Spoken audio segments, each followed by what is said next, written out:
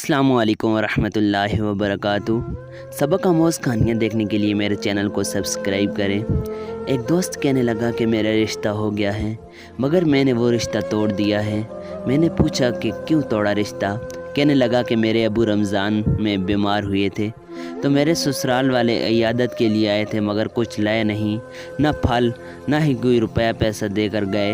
मेरे बाप ने कहा कि आज ये लोग ऐसे हैं तो कल क्या करेंगे, मतलब न ईदी, इसलिए मैंने रिश्ता ही तोड़ दिया। मगर मैंने कहा कि यार ये बताओ कि इस लड़की के घर वालों के हालात कैसे थे? कहने लगा कि बहुत गरीब लोग हैं, काम काज करते हैं तो 2 टाइम की रोटी बामुश्किल खाते हैं।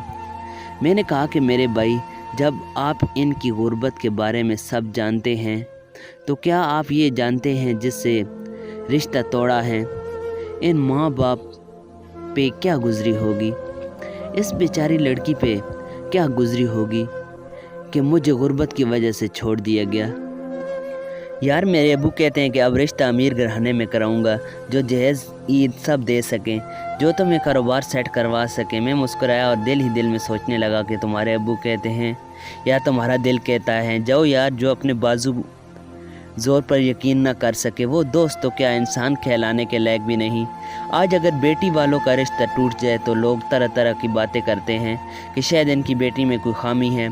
अगर बेटे वालों का रिश्ता टूट जाए तो वो फ़ख्र से कहता है यार मुझे पसंद नहीं थी, मैं छोड़ दिया।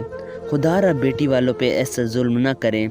मेरे पोस्ट करने का मकसद ये है कि जो लड़के अभी जवान हैं वो कभी भी किसी लड़की को इसकी गुर्बत पे ना छोड़ें, ना इसके जज्बात से खेलें। ये औरत ही वो हस्ती हैं जो हमें दुनिया में लाई, और ये औरत ही वो हस्ती हैं जिसके कदमों से हमें जन्नत मिलेगी। बस रूप बदल लेती हैं, माँ का, बीवी का, बहन का, मगर होती तो औरत ही है ना।